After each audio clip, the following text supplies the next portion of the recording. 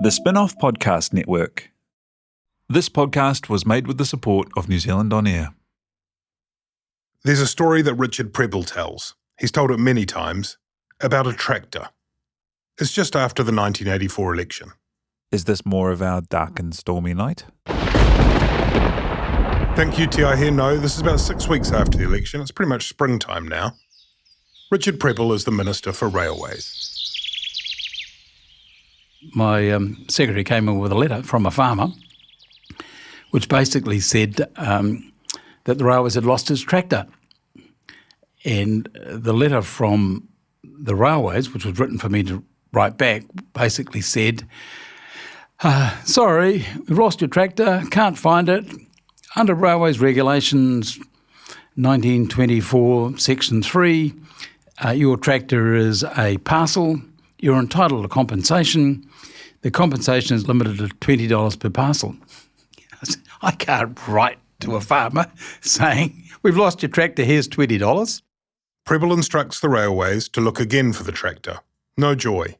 But soon he hears from the farmer directly. And he got into his car, he was somewhere around Tamaranui, went up to Auckland and followed the railway line. He kept on following the railway line, past Tamaranui, down to Wellington, took the ferry, went across the ferry, and there was his tractor sitting on a wagon in Picton. I went home that night and had a think. I thought to myself, here am I, the minister, and I've got 22 or 24,000 railway workers, and it doesn't matter what order I give them, I can't actually make them find a tractor. And here's one farmer, and he can find it, and that's because it's his tractor. He's got the right incentives. If I can't get railways to get the right incentives, I'll never be able to make a difference. And so Prebble is on the road, or the railway track at least, to his free market, Damascus.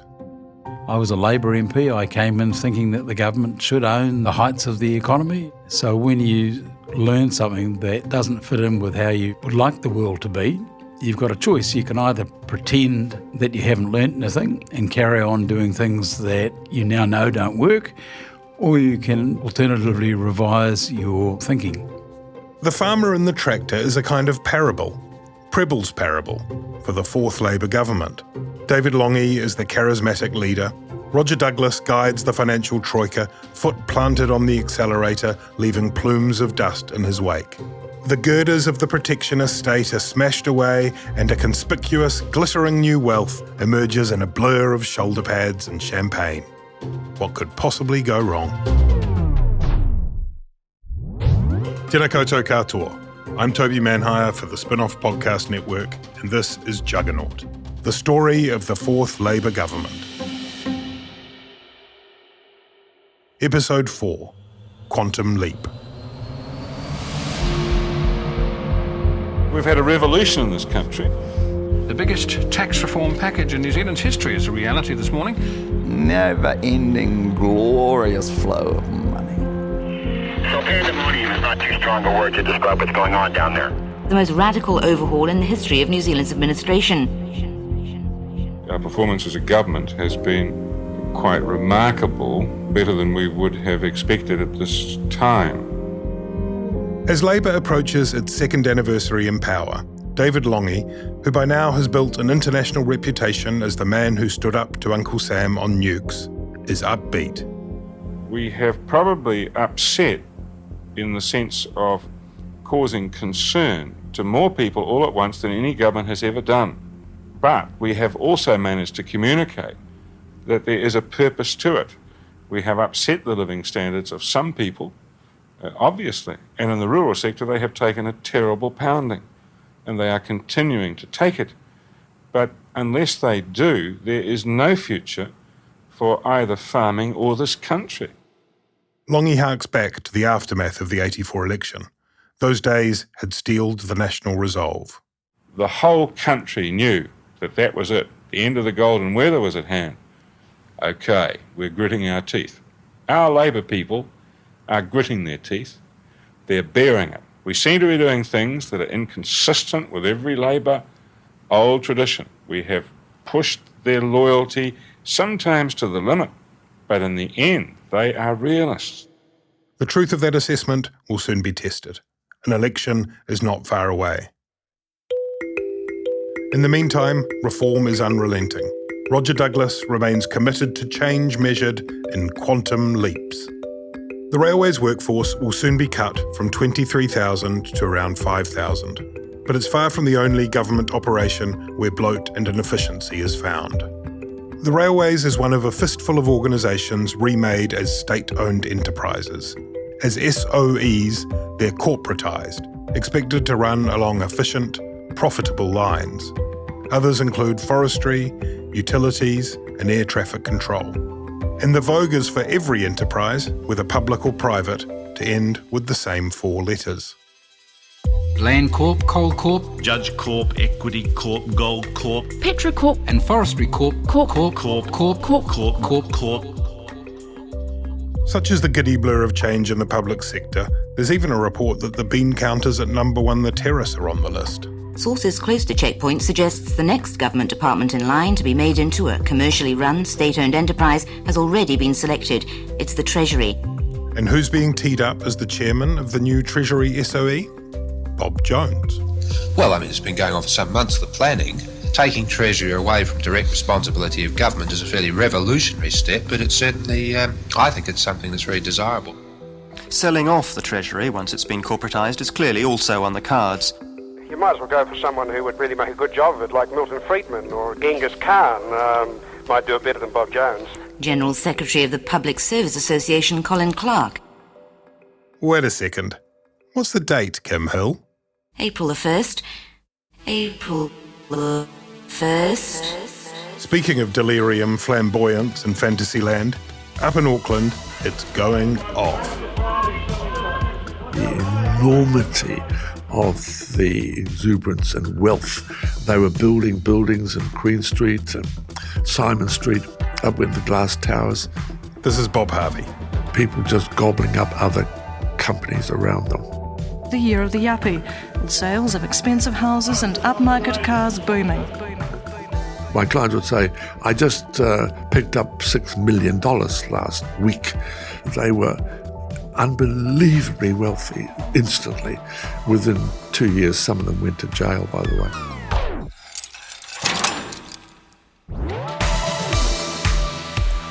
These are the boom times. Money making money, companies swallowing companies. Emboldened by the unshackling of the New Zealand economy, investor confidence is as high as the construction cranes that steeple into the Auckland sky. The stock exchange is gearing up for another hectic year. It's not just the super wealthy that have got the share bug. In 1987, around 40% of adult New Zealanders hold stocks. Some are remortgaging their homes, then piling that cash into shares. It hardly feels like speculation when the market has gone up 6-fold in 5 years. At the top end of town, things have never been so good. In 1986, the NBR launches The Rich List. The days of stoic Kiwi humility are over. If you've got it, flaunt it. In the early 80s, Roger Hall's Gliding On summed up the spirit of the times on the small screen. The zeitgeist of 87 is captured in the TV drama Gloss, with its monuments in mirror glass, the city on the make, its bitchiness, its greed, and its glamour. It echoed that kind of bullshit that was going on. On Queen Street in Parnell Rise, the patron saint is Roger Douglas. But that's not what revs his engine, he insists. People getting rich is just a byproduct of creating a level playing field. It was all about the removal of privilege. We took away privilege wherever it existed and we could manage to do so. So we took away farmers' privileges, all the subsidies they were getting. We lowered tariffs. We took away import licensing. Now, wherever it was, we essentially took those privileges away. And that opened up the economy. We allowed competition to come in a lot of areas where it wasn't previously possible. I mean, I do feel embarrassed from time to time as the government is applauded by Bob Jones or some captain of industry. This is David Lange in 1986. The simple fact is that they are able to see first their advantage, but it also ought to be remembered that they can never see their advantage against a disastrous economy. So I say that I'm glad that they see the advantage of New Zealand. While it's long lunches, long lines of credit and endless extravagance in the city, in rural New Zealand, it's a very, very different story. Farming was in a bit of a mess. In the 80s, Kevin Geddes is a sheep and beef farmer and the Vice President of Federated Farmers in mid-Canterbury. The sector in 84 is propped up by a trellis of government subsidies, price guarantees and cheap loans. This simply could not continue. You cannot continue to subsidise your principal export industry. There is simply no money in the economy. Where's the money going to come from? A very large proportion of the farming vote went to Labour in 1984. Farmers find they've swapped those unsustainable state handouts for the free but fickle global market. After the New Zealand dollar is floated, a couple of days after Lange's speech at the Oxford Union, it soon strengthens. And the consequence of that was that it dropped export prices hugely. For example, there was as far as Canterbury was concerned, there was a new export barley industry that was wiped overnight because of the floating of the dollar upwards. When drought hits, hundreds of farms are left on their knees. In most cases, the banks or the stock firms had taken away their checkbooks, so people had no cash. No cash to put groceries on the table. That was the biggest stress of all. The Federated Farmers Executive are taking to the streets for a march to Parliament at lunchtime, the first action of this type in 20 years. We saw a huge demographic shift. We saw people move out of country areas, the closure of country schools, churches, schools were closed down. So it was a period of very rapid change, and most of the change was negative. Geddes takes up a role with the Rural Trust. This will later become the Rural Support Trust. Farmers would simply withdraw, and you'd have people repairing a fence at the back of the farm, which didn't need to be repaired simply because they didn't want to face anybody or didn't want to think about what was going on. And so we managed to get some money together and set up a charitable trust, and we employed a counsellor. That was the forerunner of the Rural Support Trust, focused on the mental health of people and the understanding that until you're thinking straight, you shouldn't be making life-affecting decisions. As foreclosures rise in number, anger at the banks grows. They've sucked the whole community dry with their bloody interest rates, and now they're going to send their bastard people down here to live on our farms. Well, I'll tell you what, somebody will die before we're finished. Bugger them. It was very rugged, very, very rugged, very hard. This is Marilyn Waring on the impacts she sees in communities in Waikato. Everybody knew someone who was being affected by it. And for me, I mostly just felt really bad because, you know, if we had started some of that in 78, it just wouldn't have been so grim. You know, it just had to be done. Otherwise, the number of jobs losses would have been even greater in the end. We were broke. Māori communities are among the worst affected. Because a lot of the particular areas that were corporatised, where there was a big labour force, they were Māori, and so they were out of jobs. This is Hekia Parata. In the mid-80s, she takes on a role as an advisor on Māori issues to Palmer and Lange, and we'll get to that in the next episode. But she's very conscious of the impact of the economic policies beyond Wellington. It was a very slow process to get retraining in, you know, to provide the supports that were necessary and so forth. And so it took a huge toll on Māori communities at individual and family levels. It was at the sort of leadership level, we tried to get in there really quickly and say, you know, well, we need to be involved in the solution here. That left, I think, multi-generational trauma. And so it was very costly in that regard. There's an especially strong concentration of Māori working in forestry. He ingoa anō, another name for Kaingaro Forest, is Te Ahi Whakamura, which means the flickering light of hope. This is Rudi Robinson Cole. If you've heard the name, it's probably because of the crochet art he makes with his wife Lissy, including the incredible, vivid Wharenui Harikoa. It was absolutely booming. But Rudi's here to talk about growing up in Kaingaroa. It's just over a half-hour drive southeast from Rotorua. My family have been in Kaingaroa forests since the 60s. Growing up there as a kid, it was amazing. You had everything there. I'll start as we come into the village. So, you had a football club, a rugby club. You had, as you come in, you had an administration, you had netball and, a tennis club. You had a doctor's surgery, you had obviously shops, and then, you keep on going down. You would have had badminton and basketball places where the kids used to go and, for holidays. You have a charter club, like a nightclub upstairs. You had a 9-hole golf course. It was definitely a thriving community.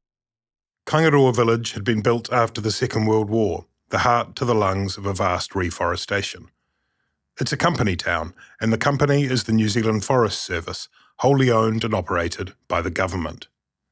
Rudi's dad, like pretty much every kid's dad in Kaingaroa, works in the forest. When corporatisation comes along, Rudi's dad is one of about 3,000 workers in the area who become redundant. And what sort of future have those people got? Well, I'd like to hope that there was a future, but they'll have to struggle. This is from an interview with a local conservator of forests in early 1986. What kind of things can they struggle to find? Well, there's a lot of talk of local enterprise, but those things are hard to get going in rural districts, especially isolated communities. Can they hire themselves back as contractors to the new Forestry Corporation? Yes, although the numbers will be limited. My father is used to getting $1,000 a week, and next thing you know, he's reliant on a benefit. So it does something with your, with upstairs in your mind. In 1986, Kim Workman is appointed district manager for the Waiariki region in the Ministry of Māori Affairs. As the reforms set upon us, we realised that the Waiariki district, was going to be heavily impacted because of the forestry. And townships like Minginui and Kaingaroa were going to be significantly affected. The new forestry bosses suggest the best thing would be to send the bulldozers in. Shut the village down and people can move somewhere that makes more sense. Back in the 60s, Workman had been a cop in Wellington. He'd seen some of the impacts of Māori urbanisation. The Māori incarceration for youth increased by over 50%. And Māori were being treated in the cities as outsiders, as an underclass, as dangerous. And they were being, arrested and imprisoned and institutionalised. So when I looked at the township of Kaingaroa and thought, golly, they were dependent on the forestry service to provide housing and everything. And I thought of those families going into Rotorua or South Auckland to live. And I could see the urbanisation nightmare occurring all over again. Workman and his team hit on a plan. Put the village in a form of papakainga trust management, and people can have the option to buy their houses back.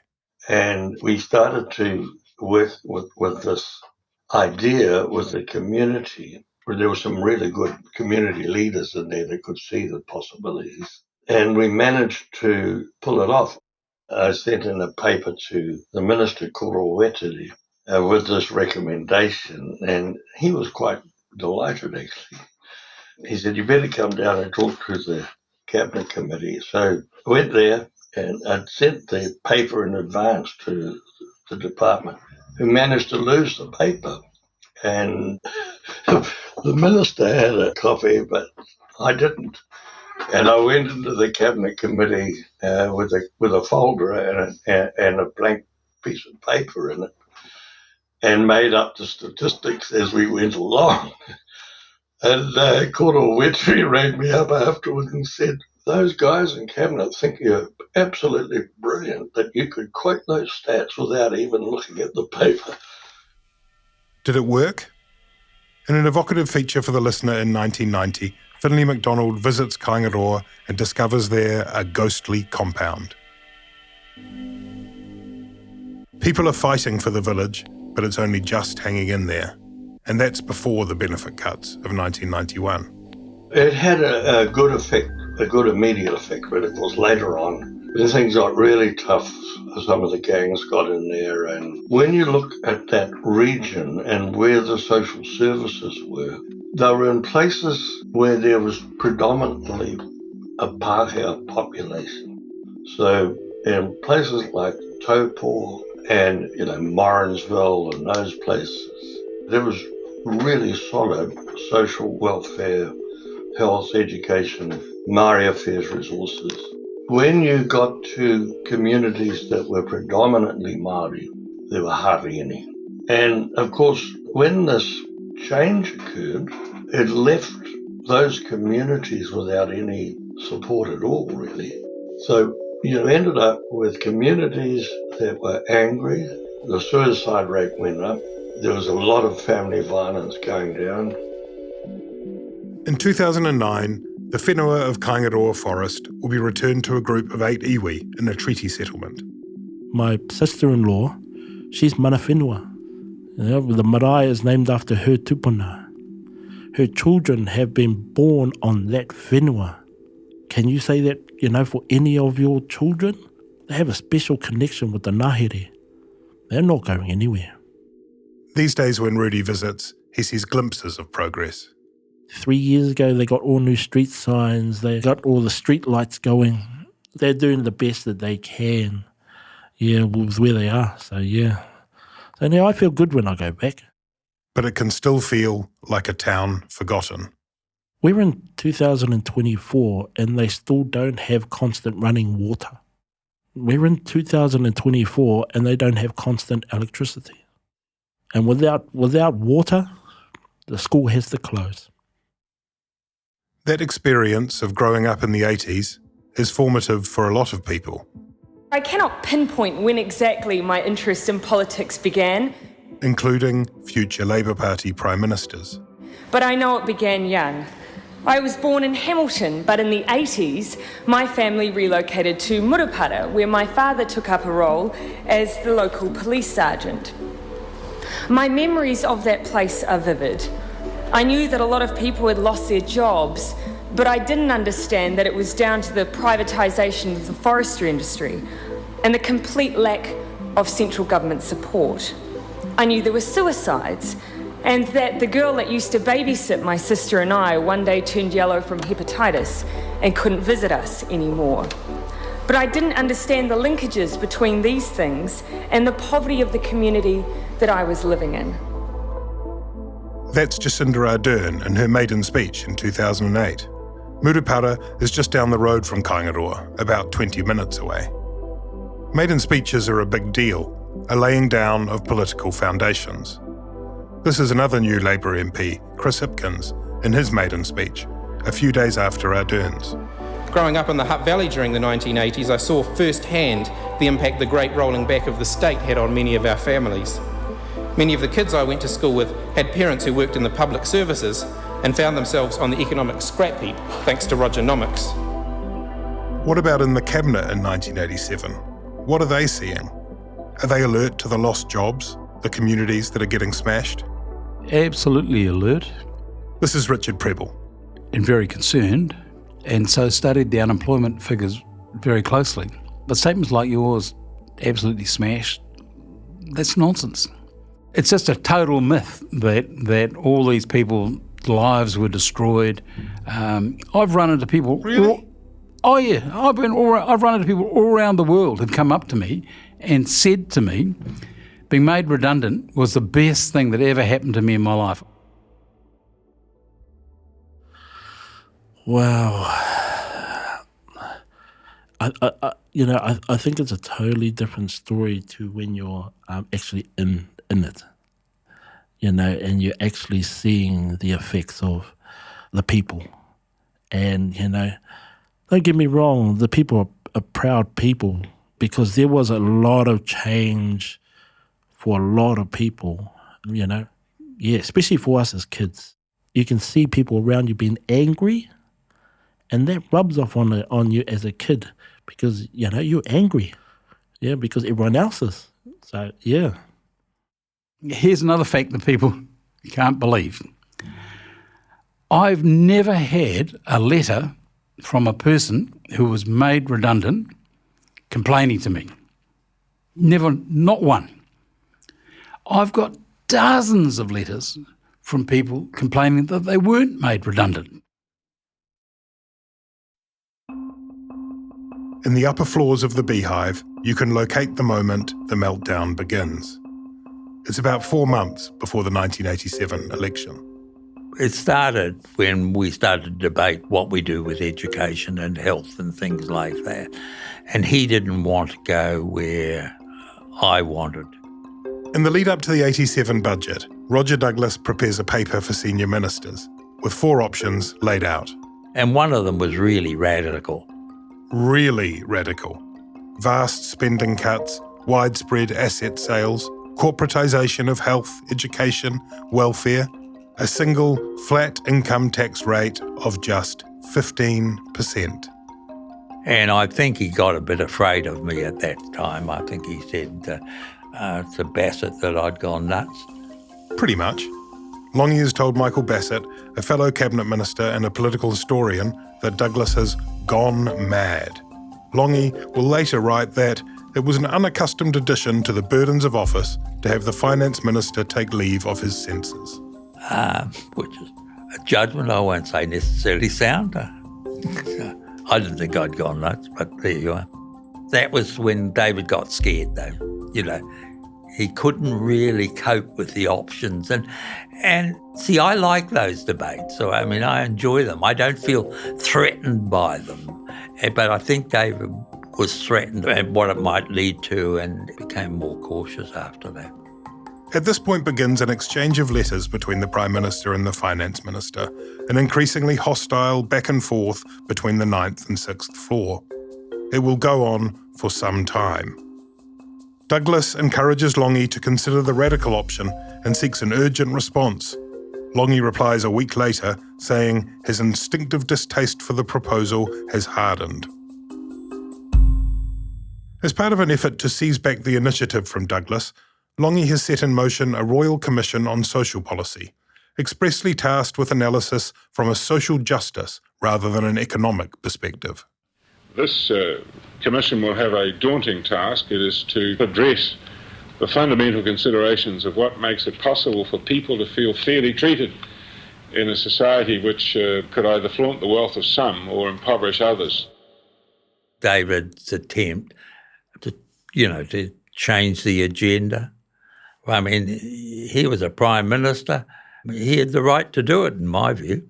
And so I didn't necessarily agree with it or like it, but, he did it.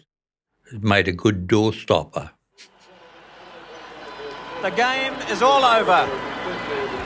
And the All Blacks have won this match against the French by 29 points to 9. And the All Blacks become the first holders of the William Webb Ellis Trophy, the Rugby World Cup.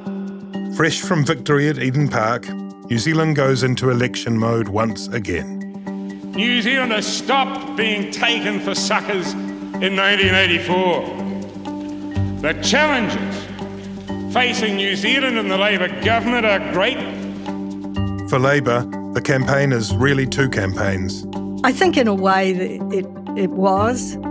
There was a difference because Lange wanted to run much more on, we've had the bad times and now we're going to have the good times, and running on some welfare stuff which was, in my view, not what we should be about. And they are very fundamental challenges. How do we improve our social services?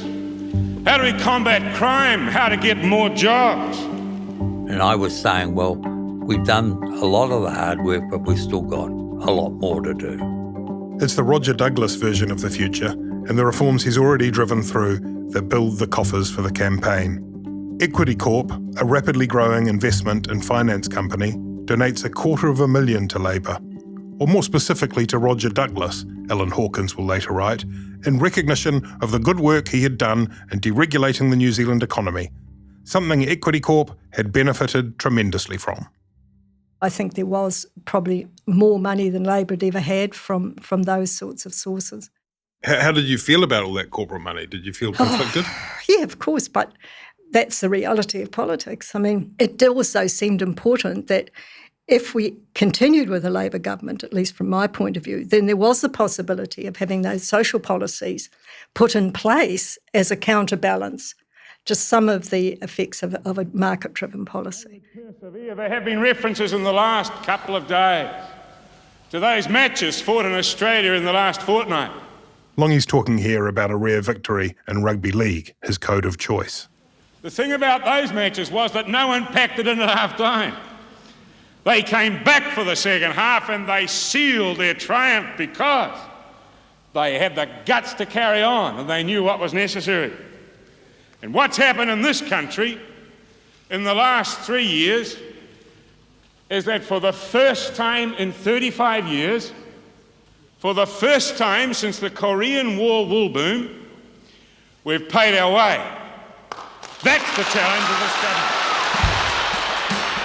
For National, the challenger in what everyone is calling a presidential-style campaign is Jim Bolger of Te Kuiti.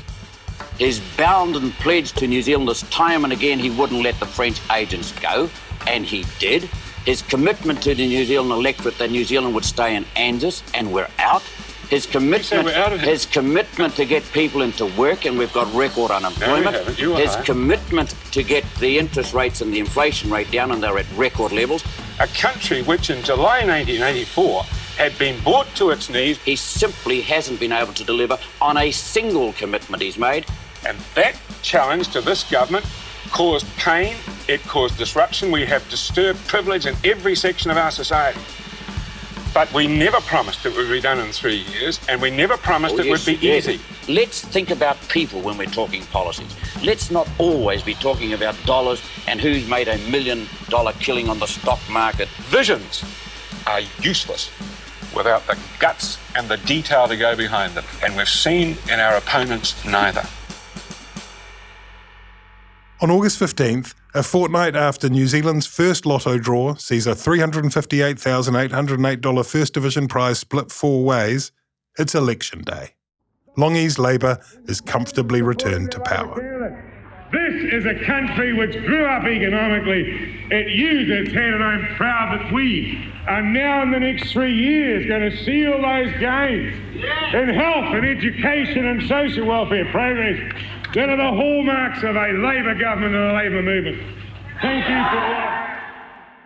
As they go into their second term, there is a growing suspicion on the left of the party, as well as in the caucus. As for the trade unions, here's Ken Douglas. Our position was to call for the strongest possible support for the return of the government, because the statement of intent that the party and the government and David Lange has reiterated in this campaign of the pain of the last 3 years being worth it in the terms of what's going to happen in social policy with unemployment and so on. It's been a kind of listless campaign for Lange, especially compared with the energy of 84. On election night, he gets a fright when Labour nearly wins an unwinnable seat. Here he is 9 years later. That election night was a great revelation to me. That was an apprehension on my part that we had actually abandoned our constituency. And it set me to think, what on earth have we done? We come within 400 votes of winning the true blue seat of Remuera. And that struck me as being a dangerous flirtation and an act of treachery to the people that we were born to represent. At least one thing is impervious to the campaign. The stock market has almost totally ignored the impending election. It's continued to rise almost without pause. In Term 2, Lange pointedly takes on the education portfolio personally. Richard Prebble is made the first Minister of State-Owned Enterprises. One of Prebble's first acts is to assess the state of the post office. By this point, it's been split into 3: New Zealand Post, Postbank and Telecom. It's inching slowly away from the cumbersome old tank where it took forever to get a phone connected or an account open. There are clearly too many post office branches. Some remain open in places with no one to serve. But closing them is not uncomplicated. They're not just service providers after all. Many are bedrocks in their communities. Prebble asks the Post Office CEO for a list of possible closures. He passed it over, and I read through the first page, and I said, is it a coincidence that half of the post offices on the first page are in my electorate? And he said, are they, Minister? So I said, the rest of the list is like the first page? And he said, yes. So I said, righto, where's my pen? Agreed. When can you close them? Well, he couldn't close it immediately, got to give notice. So it turned out they were going to be the first week of February. Well, you couldn't close it on the 6th of February, that's Waitangi Day. I said, we can't close it on the 7th of February, that's my birthday, so we'll close them on the 8th. And I passed the list back to him. Whether he really wanted to close that many post offices, you'd have to ask him. But I knew that it was a test, that if I had not agreed to close those post offices, every single SOE would have known that all they had to do was find some activity in my electorate, and I would roll over. All our customers have been coming in and telling us how they're going to miss us personally, as well as missing having their banking and their stamps, etc., that they can buy from here, and we're going to miss them too. You know, people don't seem to count for very much now. I think unless you're making lots of money, well, you know, you're down the line, really. Do I regret it? No, I don't, because what's never reported is that the other thing I agreed to was that New Zealand Post could set up post shops and dairies and the like. So we actually opened, can't remember the number now, 700 new post shops, closed 400 post offices, and New Zealand Post became the world's only profitable post office. And we cut the price of stamps by 25%. If you're sitting on a sizable share portfolio in the weeks after Lange & Co are re-elected, about the smartest thing you could do is listen very carefully to Radio New Zealand on Monday the 5th of October. The third item on Checkpoint, after coverage of political unrest in Fiji and efforts to reform libel laws in New Zealand, is introduced like this. If the world financial share markets crash from their ever-increasing heights and plunge us into the greatest depression this century, no one can say we weren't warned. Bronwyn Evans is speaking with a visitor to New Zealand, Jeremy Morse, chairman of Lloyds Bank. As the prices of common stocks become increasingly detached from economic and business reality and the stock markets climb to new highs almost daily, Sir Jeremy says one of the largest of those bubbling problems is a share market crash. I think a reversal is an absolute certainty at some point, but if I could predict that, as they say, I wouldn't be sitting here, because I could make a fortune on the bear attack somewhere. I don't think it's going to happen tomorrow, but it's like an earthquake. You never can tell when it's coming. 2 weeks later. And then, holy shit, hello, here comes the crash.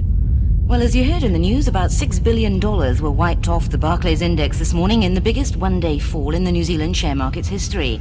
Things got crazy with the share market. You know, we are the Switzerland of the South Pacific, and, you know, we are the future, and everybody's going to get rich. So pandemonium is not too strong a word to describe what's going on down there. I mean, it was not underpinned by any sort of fundamentals in terms of the earnings of those shares. The Sydney Morning Herald editorialised this morning that the faint but sickening smell of recession wafts around the world. I remember the crash. It brought a few problems with it. People saw it going up and thought, gee, I'll climb on that bandwagon. And they borrowed money in order to do it. Some other companies helped them to buy their shares, and they collapsed. Share prices are continuing to plunge around the world. And the bottom had fallen out. The market surge upwards had been more profound in New Zealand than anywhere in the world except Mexico. And so is the ride in the other direction. Long and deep and scarring. The 87 crash made people even more wary for a long time of investing in shares and companies.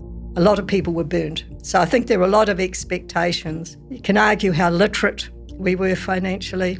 I think not much myself. So it was a hard call for many, many New Zealanders that lost a lot of money, actually, as a result of that. And what is the lesson that middle New Zealand takes? People bought houses. Property became tangible. The Wall Street Journal declares that New Zealand's Renov Corporation had returned the world's worst share market result in 1987, losing 90% of its market value. Second on the list, Chase Corporation, also of New Zealand. Third, Ariadne Australia, a company with the fingerprints of New Zealander Bruce Judge all over it. Roger Douglas draws his own conclusion. That drove me even more to want to. I mean, you wanted people out there to have confidence in what you were doing. So from my point of view, it was an opportunity, or not opportunity is probably the wrong word, but there was a need to move our program forward. And that was what I was trying to do at the end of 87. As bulletins blink carousels of liquidation and receivership, repossession and in some cases court action, Roger Douglas says the answer on reforms is clear. Go harder and go faster. The red mist between Lange and Douglas quickly thickens. From a distance of many decades, it can easily obscure a catalogue of other reforms across the term of the Fourth Labour government. The Treaty of Waitangi is sewn into statute, and legislation is launched to end the criminalisation of homosexuality. That's a reform the Labour Party wholeheartedly embraces today, but it wasn't quite so simple then. That's in the next episode of Juggernaut, the story of the Fourth Labour government.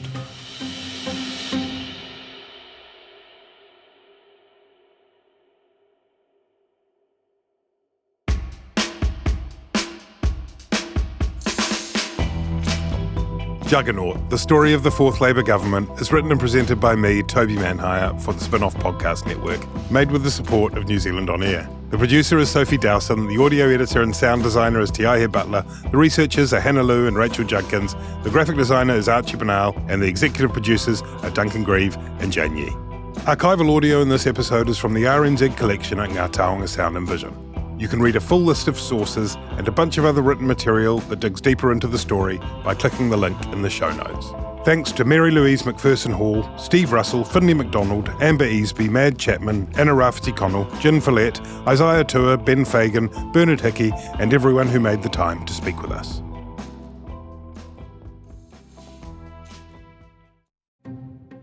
Kia ora, this is Toby Manhire. Thank you for listening to Juggernaut. I hope you're enjoying this series. A lot of work from a small but talented group of people went into making this podcast, and we're extremely grateful to New Zealand On Air for supporting the project. It also couldn't have happened without the support of our members. If you like what we do here at the Spin-Off and would like to see more projects like Juggernaut out in the world, then please consider becoming a Spin-Off member. Visit thespinoff.co.nz/members to help us do more of the work you value. It appeared that a vehicle may have gone over the 80-metre cliff into the sea. There have been no bodies found despite considerable debris being washed ashore. 9 years ago, a man named John Beckenridge abducted his stepson, Mike Zhao Beckenridge. Soon afterwards, they vanished. Now, a new investigation is trying to find out what happened to them. This is The Lost Boy. Listen on Apple, Spotify, or wherever you get your podcasts. The Spin-Off Podcast Network.